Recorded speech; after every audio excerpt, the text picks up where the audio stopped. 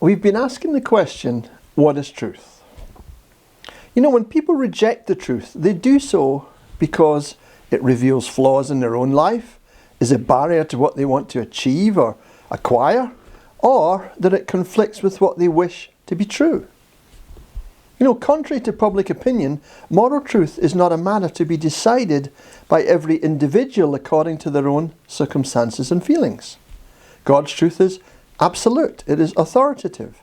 If we live by it, we will thrive, but if not, we will suffer.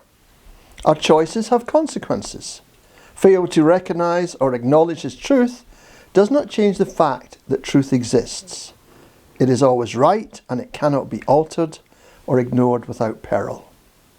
Before we wrap up the subject, I just want to look briefly at 5 points the Christian statistician George Barna made concerning the truth.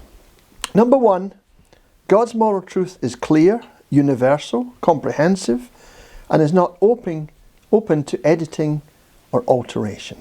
Number 2, every truth that we embrace must conform to clear biblical principles. God cannot contradict Himself, so any alleged truth that is inconsistent with the Scriptures is not moral truth. Like a horse that wears blinkers to remain focused on the road that it must walk, so should we remain fixated on the truths that God has made plain to us in the Bible. If it doesn't agree with the Bible, then don't do it. It is not God's will and truth. Number 3, to become more like Jesus, we must love the truth. Grudgingly accepting truth is akin to rejecting it. Moral truth represents the very heart and nature of God, and so we must enthusiastically embrace the truth and live accordingly. Number 4, every choice we make should be in accord with God's truths. We must seek to be like Jesus and do the things that Jesus would do.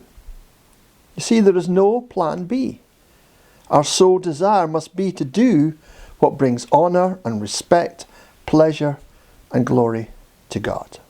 By living this way, we not only show the depth of our love for Him, but also prove that He has genuinely transformed us into becoming more like Christ. And number 5, we need to seek to exploit every possible opportunity to promote, to defend and teach those truths to others.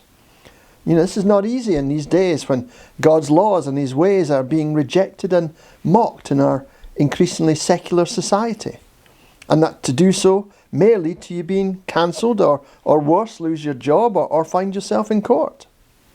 Nevertheless, there is no other way apart from Jesus, who alone is the way and the truth and the life.